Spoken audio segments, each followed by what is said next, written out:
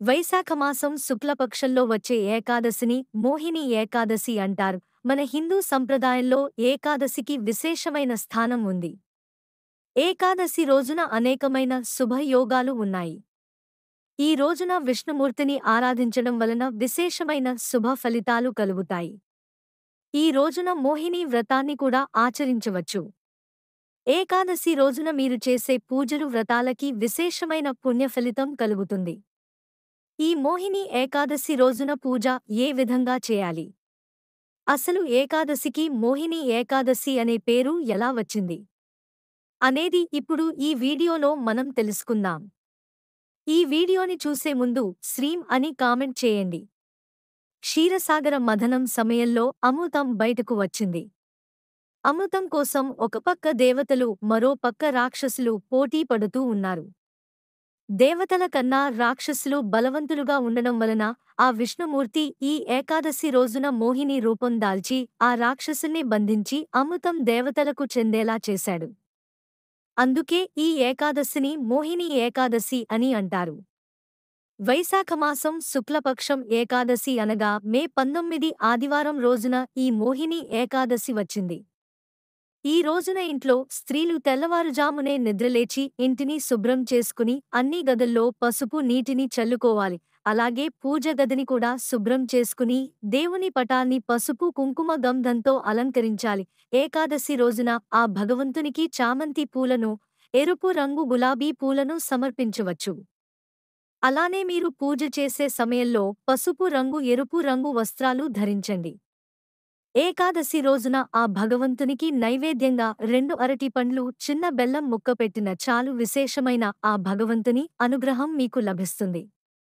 ఈ రోజున మీరు పూజ చేసే సమయంలో ఓం నమో భగవతే వాసుదేవాయ నమః అనే మంత్రాన్ని 3 సార్లు జపించండి.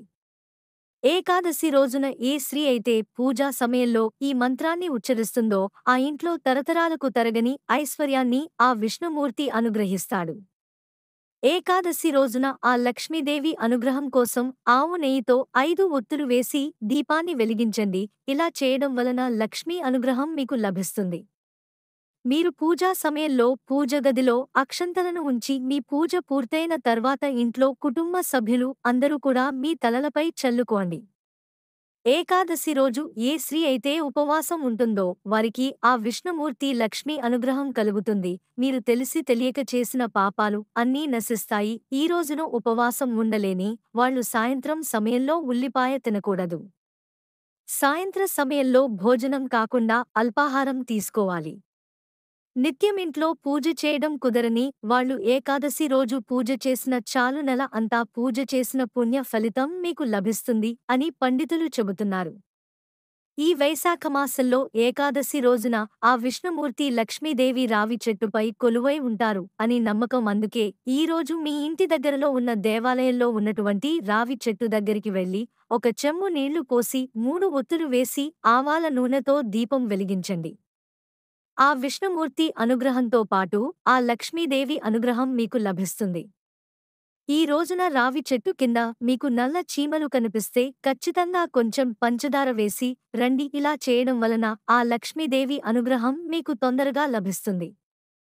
ఈరోజు మీరు ఇంటికి తిరిగి వచ్చే సమయంలో 2 రావి ఆకులు తీసుకొచ్చి మీ పర్సులో ఉంచుకోండి.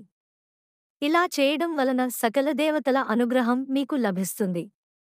ఈ రోజున ఏ స్త్రీ అయితే ఏకాదశి రోజున నియమ నిష్ఠలతో భక్తి శ్రద్ధలతో ఆ విష్ణుమూర్తిని ఆరాధిస్తుందో వారు తెలిసి తెలియక చేసిన పాపాలు అన్నీ నశించి వాళ్ళకి వైకుంఠ ప్రాప్తి లభిస్తుంది.